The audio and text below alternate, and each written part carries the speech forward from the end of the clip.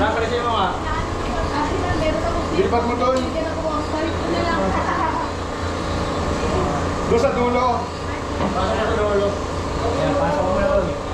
Sa kanya na club to. Bakit? Bakit? Sino ba siya nagpo-park? Siya nga nagpapapag siya rin kumanap pa ano. Kala namin ang hindi nagpabayad. Alay, sama mo sa kanya. Sabihin mo sa kanya. Kaso paano ko nilang siya. 900 yan eh. Hindi yun, 900 sa mga pamangkin ko. 3,000.